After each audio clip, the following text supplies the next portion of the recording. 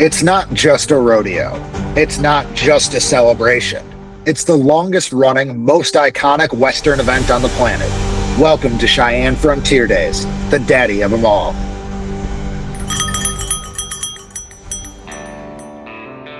For more than 125 years, Cheyenne Frontier Days has reigned as the gold standard of Western tradition. What began in 1897 as a one-day cowboy roundup has grown into a 10-day rodeo and Western festival that draws hundreds of thousands every July to the high plains of Wyoming. Why is Cheyenne the daddy of them all? It earned the nickname for a reason. It's the oldest major rodeo in continuous operation. It's among the first to ever pay prize money to its cowboys. It's hosted legendary matchups, legendary cowboys, and shaped the sport. And it still puts on the largest outdoor rodeo in the world. By the 1910s, Cheyenne had already set the template for what a rodeo could be. By the 1930s, it was drawing world champions and presidents alike. Cheyenne Frontier Days has always been more than just broncs and bulls. It helped pioneer rodeo's first true arena format. Bleachers, chutes, organized judging. It hosted women's trick riding and bronc riding before most rodeos allowed them. And it still celebrates the wild and woolly roots of the West with events like wild horse races, parades, and of course, the legendary pancake breakfast.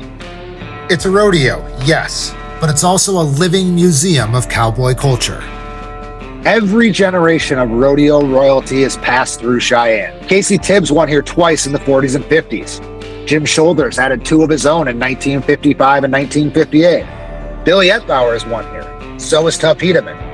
So have Fred Whitfield, Trevor Brazil, Cody Old, Dan Mortensen, and Ty Murray, just to name a few. And today's world champions, they still fight for that buckle every July.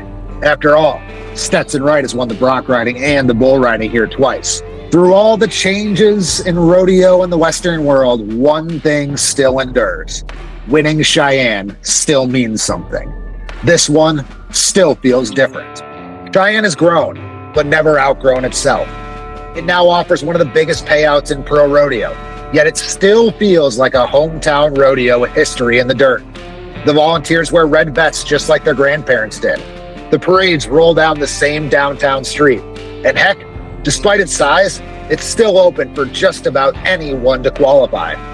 The daddy hasn't changed, just evolved. Even as formats shift and tours change, Cheyenne remains a staple of the pro rodeo calendar. A crown jewel in July set against the backdrop of the biggest city in the cowboy state. Cheyenne Frontier Days isn't just a rodeo. It's a rite of passage for every cowboy. It's where legends are crowned and history has been made every year since 1897. It's what makes Cheyenne the daddy of them all.